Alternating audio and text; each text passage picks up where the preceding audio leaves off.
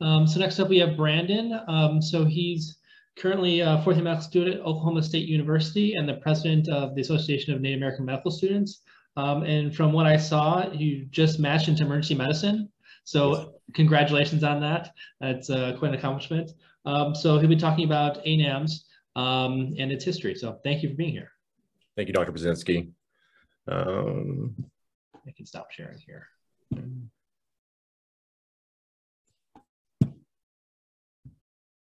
Give me just one moment.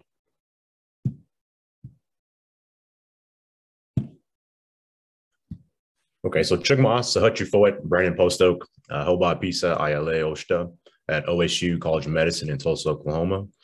Chickasaw, Choctaw, okay.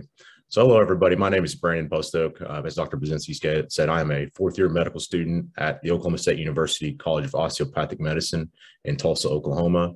I am Chickasaw and I am Choctaw. I also serve as the national president for the Association of Native American Medical Students. And so today I kind of want to talk to you about who we are, our mission, and how we plan to accomplish our goals. So we were founded in 1975. We served as a national organization representing our medicine and other allied health professionals through the US and parts of Canada.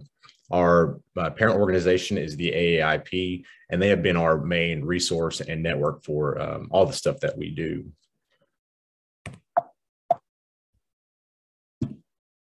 Our mission is to help our students across the nation make sure they successfully complete their graduate programs as well as any other program they are doing. We also serve as a center hub for exchange of ideas, resources to all of our Native students. And for simplicity, I'm going to refer to American Indian and Alaska Native as Native students. We also want to help our Native students or any other organization or recruitment for Native American students. So we do anything we can to bring more Natives into healthcare and other STEM-related fields. And so we've been seeing this article repeated over, and many of us found a lot of great information from this. And just to kind of rehash, this is Reshaping the Journey, collaboration between AAIP and the AAMC. And one of the things they discovered is that we have a very few amounts of Natives in the physician world as well as faculty members. And as you can see, we represent 0.56, about 4,000 of the estimated 728,000 physicians, and we represent about 0.48%, 836 of the total 75,000 faculty members. So with those numbers, that kind of tells us that we don't have a whole lot of mentorship opportunities out there. And so again, recruitment and other programs and collaborations are a big thing that we work on. We also see that in 2016 and 17, 43% of the MD granting institutions had 0 students, 48% had 3, and only 9% had 4 or more students. So many of our Native American students are the lone Native at their institution. And so that's something that we also tried to address. We saw an increase in the number of MD granting institutions as well as seats. However, we didn't see an increase in our representation. And so I want to continue to work on that. This is just to kind of add on to it. We know that Natives have the lowest of all racial and ethnic groups for post-secondary education. And from 2014 to 18, our TCUs, our tribal colleges and universities, we only had 4 applicants from these universities. Unfortunately, of these 4, nobody matriculated into medical school. And so those are another target for what we try to do. Great thing about this is that 4 institutions showed a higher percentage of Native students, and this was developed through a variety of pipeline programs. And so just to kind of rehash, again, we have a minimal number of mentors. We don't have a whole lot of mentors out there. You know, I know when I was trying to get into medicine, I didn't really have anybody to look up to. And so this is pretty universal as well across the nation that we don't have a lot of Native American faculty and physicians to get the help that we're looking for. We also know, again, that our Native students are usually our lone Native at their institution. I like to term us as the minority of minorities. Again, all other racial and ethnic groups have seen an increase in their representation, but unfortunately, American Indian and Alaska Native students, we have not seen that increase. And as each of you know, we have many barriers to overcome. It's established since the European invasion, but we have many things that we have to overcome. And so being able to address those culturally appropriately is another thing that we try to do. The great thing about the Reshaping the Journey is that it did show that pipeline programs were successful. And so we took that into consideration. And so we have been involved with many organizations and programs and summits. And so here you can see, this is the Healthcare Workforce Development Summit. This is a collaboration between AAMC, AIP, AHEC, as well as some other organizations. And this brought together individuals from K through 12 schools, or programs that are serving our youth, TCUs, residency and IHS clinics, recruiters, and anyone else who was trying to help with the recruitment and pipeline development. This was a development of regional network to increase our Native students into health professions. It also served as an exchange for ideas and resources. So, many individuals are out there doing things, and this allows us to be more efficient by their trials and errors. And so we're able to collaborate, come together and see what things that were working as well as things that were not working. And again, being more efficient and deliberate with our mission. And I've just seen Dr. Welch. I'm reiterating a lot of stuff that she says. So I'm glad we're on the same page. But again, there are many things that we see. One of the things I liked about her presentation was talking about the pre-admission workshops. One of the big ones that we're involved with are the AIP pre-admission workshop. But we're always happy to help in any way we can. Again, we know mentorship is not the highest for our people. So we try to be involved with any of these, the NAPA. This is from my home institution, OSU COM. Anytime they reach out, we're always willing to try and be a panelist or mentorship or CV personal estate reviewer for these type of projects. And so we also have regional calls. Again, many of our students, especially on the East Coast, are the lone Native American. And so we try to bring unity through these regional calls. And again, here students can voice concerns, they can voice successes, they can voice anything they want to do, and hopefully meet other individuals around their region. Again, we just want to try to create unity when we are kind of sparse and diverse and spread out. And so again, we host these about 2 or 3 times a year.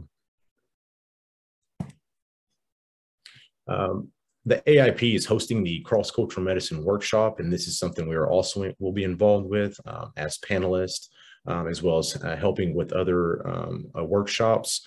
But the CrossCultural Medicine Workshop is an event that helps individuals have a better understanding of our Native practices as well as philosophies. Just allows them to get to know us better. We have many cultural elders and other individuals who are involved in this program, and again, just allows us to incorporate our ways of thinking into Western medicine. And so this year, this is actually going to be hosted in Albuquerque, New Mexico from at the end of the month, April 29th through May 1st. So we're very excited to be involved with that. Also coming up this summer is the National AIP meeting. This is one of the greatest meetings I think I ever went to. This was 2019 when I actually got to go. Unfortunately, COVID has put a pause on it, but we are coming back again this year. But some of the events they have are men and women's retreats. They have sweats, powwows, plenary and concurrent sessions, student skill workshops such as suturing, intubation, the student physician mixer. And then we're also able to meet with governing bodies such as the AMC, the AMA, and other organizations that can help us with our mission. And here is pictures from 2019. The middle picture, you can actually see Dr. Lakita Mawson as well as Dr. Kayla Shabandah. They are former presidents of ANAMS members. And again, this was the first time that I actually discovered ANAMS, but there was a moment in time when we were doing a talking circle, and there was about 100 Native American medical students in there. And it kind of hit me that, wow, like this is probably the biggest percentage of Native American students all in one place, across the nation. And so it was really cool to see and hear their experiences, which was different than mine. It was also really cool to see and hear people speaking and knowing their language and knowing their culture. And again, it created unity. And again, this is one of the greatest meetings I think I've been to, and very excited to continue to be involved with this national meeting. As we know, it's a huge honor and success for our students when they complete their medical course or professional program. And so we host a virtual graduation ceremony. This started 2021 due to COVID. But fortunately, we've seen that it actually is very logistics in what we do. So we plan to continue this. We want to highlight our students and let them know that they're doing a great job. And again, that we're super proud of them. We also give them, this year, we're going to give them a beaded name badge. And again, just want to let them know that they have achieved a high accomplishment. We also host a ANAMS Residency Panel. This is a panel consisting of Native American medical students. As you can see, we have a vast array of different specialties. And so our students were able to come together and ask all the burning questions they have, from, which questions do I ask to, how do I prepare to so many different things. And so we appreciate our panelists providing their mentorship, again, because we have that lack of mentorship that we desire. But again, we're always excited to be involved in these type of things and just help our students be more successful. We also have a research and community outreach mini grant opportunity. This is for students who are doing or hosting stuff outside of medical school, sometimes affiliated with it. But we like to help our students with $150 to $250 mini grant opportunity. In 2019, I believe it was, I was hosting a Native American Wellness Day. And if you know medical students, if you bring food, a lot of times they'll come. And so here, I was able to provide a little bit of food for the event I held in Sapulpa, Oklahoma. It was really cool. And, one of the things I'll never forget as a kid, that a Native kid was like, wow, we've never had this before. This is probably the greatest thing I've had at school. And it just kind of was like, that's what it's about. And so we do that to help, again, with our recruitment. We also have scholarships. This year, we just recently awarded our 4 scholarships. We have the Student of the Year Award. We have the Kelsey Gleason, which is a creative type of scholarship. We have the Linda Dawn, which is our community. And then we have our research scholarship as well. And so we were able to provide our students with a little bit of reimbursement for their hard work throughout their time in medical school. We also like to help with CV and personal statements. If you guys know, if you've never done it, it is difficult to get started. And so we try to lend our time and just try to give them advice on things that we've seen, things we, would recommend against, and always help with any type of thing we can for our application process into residency as well as into medical school. I do got to give a big shout out to Alec Kalak, our vice president.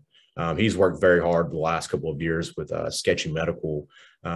It started out, there was inappropriate depictions of Native Americans in Sketchy Medical. And if you don't know what that is, it's kind of a cartoon-based version, helping students learn microbiology, pharmacology, as well as pathology. And so there's a few depictions that were inappropriate. Alec reached out to them, and they actually gave all of our students free subscriptions to this. And I think the number I got just the other day was about $32,000. And so Alec has saved our students $32,000 and also has provided them something to better themselves in regards to level 1, step 1, level 2, step 2, and being a more competitive applicant. We also have a microaggressions committee that we formed. We learned within this last year about inappropriate questions happening during residency, and some of them were quite frightening. But through this, we're able to come together. We were able to talk with our parent organization, AIP, and establish a meeting between the AAMC, the NRMP, ACGME, and voice our opinions and try to get some things to happen. And so of that, one thing that we have seen is that we're working with AAMC and Dr. Jeff Young to help recreate the best practice for interviewing residents portion that they've had formed in 2016. So we're excited to be involved with that and again, contribute any way that we can. So here's just a little bit of our social media information. We have Facebook, we have Twitter, we have Instagram, and then we have our website. If you guys know anybody who or any students who are looking to start a chapter, please reach out to us at ANAMS1975@gmail.com. We'd love to help walk them through this process. We also have 3 of the documents pretty much already created for them and can help them kind of navigate that process. But again, we want our representation at every institution that we can, and again, make sure our students are being successful. And so just to give a little shout out, this is from the Reshaping the Journey. One of the 3 of the 4 programs they've talked about, some of them were involved with the Indians into Medicine program, the InMed program. As you can see, we have the University of North Dakota, University of Wisconsin, University of Arizona. And this program is designed to help students get into medical school as well as be successful through medical school. And so there's each program, each university is different in what they do, but there are things from MCAT preparation to studying preparation to resources to cultural appropriation type events. Just a lot of resources for our students, and they have some of the highest, if not the highest, representation of Native students in the U.S. I want to give a big shout out to my home institution, OSU College of Osteopathic Medicine. They have really done a lot in the past couple of years. They just recently, within a couple of years ago, had started the first tribally affiliated medical school, and they collaborated with the Cherokee Nation. And so, as you can see, I mean, there's all the artwork in this facility is pretty much native made. There is Cherokee culture brought into some of the curriculum. There's Cherokee language going to be offered, but they're doing a lot of big things for our Native people. They also have hosted by Dr. Smith, the Native Explorers, which is a 10-day opportunity for students to go in the summer, for undergraduate students to go in the summer and learn about paleontology, geography, medicine, and be surrounded by medical students such as myself. I think I've done it for the last 3 years, and it's really cool to see the students who don't know a lot about their culture when they first get in. You see a little bit of a light bulb click, and they're excited to know who they are, and it just helps them become a better person. And so Native Explorers is one of the big things that we are excited to offer. We also have the Native OK Stars, which is a research opportunity for students to come in, work with Native mentors, and again, try to help their research and be a better applicant for medical school.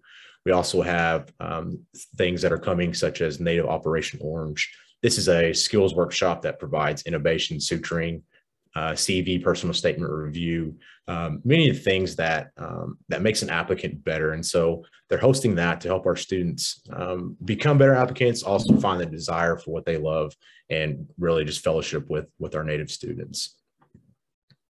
And so this is my family. This is my 2 sons, Caden and Gentry. The guy in the middle was about 5'7", 5'6", about 8 months ago. And as you can see, he's about 6'1". So, but these are my pride and joy. But anyway, open to questions. Here's my information. Please reach out to us. Again, we want to do anything we can to help our Native students be successful. We were all there at one place, and this journey is a tough one to navigate sometimes. So we want to help that process be easier, and again, make sure our students are successful. So thank you. Brandon, thank you for that excellent talk. Yes, sir. So I wanted to ask about, in the statistics we talked about, at some medical students, there are some medical schools, there's no Native students. At some, there's 1. At a few more, there's 4 or 5. And I think that the important part of ANAMS is that it can bring together, students across the country. So can you just talk a little bit more about how, ANAMS is able to connect people where there might be none or one other Native medical student at that school? Yeah, so a lot of times what we do is we actually try to reach out to AAMC and try to get numbers on Native Americans, at certain schools. And so if we know that if we have somebody who's checked that they are Native American, we're usually reaching out to that diversity officer of that institution and try to see if we can get information from them. Again, we also have the regional calls and a lot of our other events to try to bring unity together. But I think the biggest thing is really just trying to reach out. I know when I was a first-year medical student, I didn't even know the National ANAMS organization existed. So that is another big thing that we've been working with AMC, is to try and see if we can reach out to all of our individuals. I think there was 1,000 students checked as Native American. but our ANAMS organization only has about 120 members. So our question is, where are the other 900 students, and how do we reach them? And so, again, that's one thing we haven't successfully fulfilled yet, but we are definitely reaching out and trying to see if we can get more members into our organization. Right. Yeah. And I think you're doing an excellent job. It sounds like, I just saw the website. You have an excellent new website.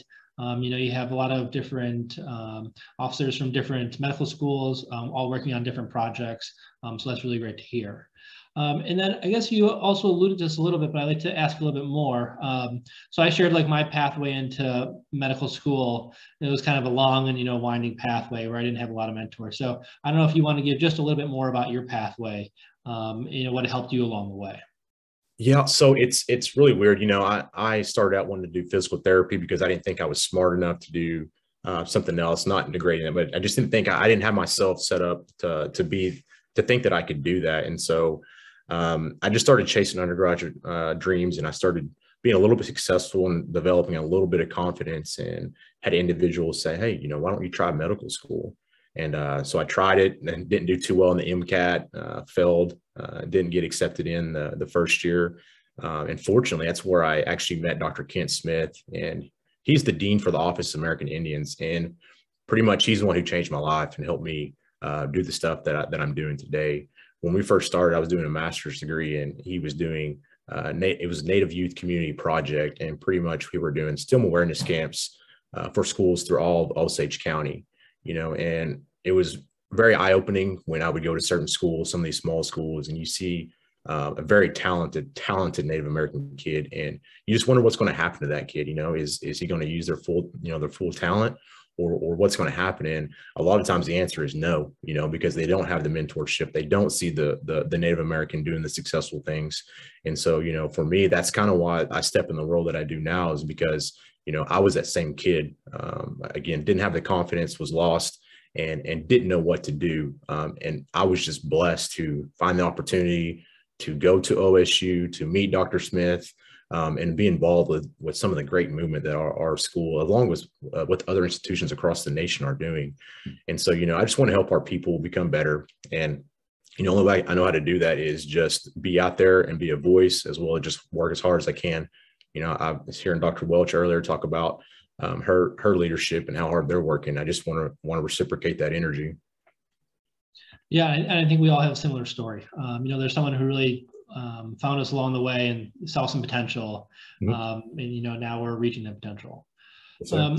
And so the other thing, and so I don't know how much you want to talk about this, but so I saw that Alec is working on some things with the White House. Yes. I don't know how much you know about this, but if you want to stop. Alec is a jack of all trades. That man is everywhere. So unfortunately, I don't really know what's going on, because he's got his hands in a lot of things, and I'm blessed that he's going to be our next president. But honestly, I couldn't speak well enough to accomplish that right now. Okay. Any other questions anyone else has?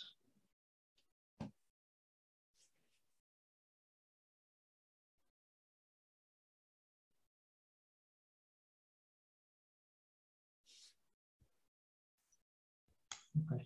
And I guess, did you want to talk about, I know you have a lot of different officers doing things. I don't know if there's anyone who we want to highlight that's currently a medical student.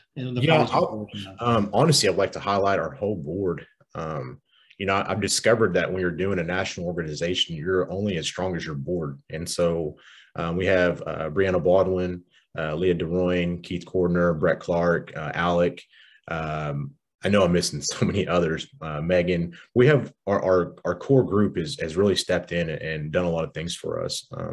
Individuals who are stepping in for AMC's virtual fairs, stepping in for committees, really just being selfless and having servant leadership. And again, these individuals are first year, second year, third year medical students, and so they're in the midst of medical school, which is a very tough journey, and they're still out here doing stuff outside of it. And again, there's no way we could get all this done without their help and their leadership and their selflessness, and it's much appreciated. It really is. They've made this year phenomenal. And I really think this year we've made a lot of progress in regards to policy, as well as procedures, recruitment, and involvement across the nation. And so, again, couldn't do that without them. Phenomenal group. Yeah, so look forward to the things that ANAMS will do in the future. And I look forward to seeing you at the residency panel next year. Yes, sir. Yes, sir. Thank you. Yes, thank you.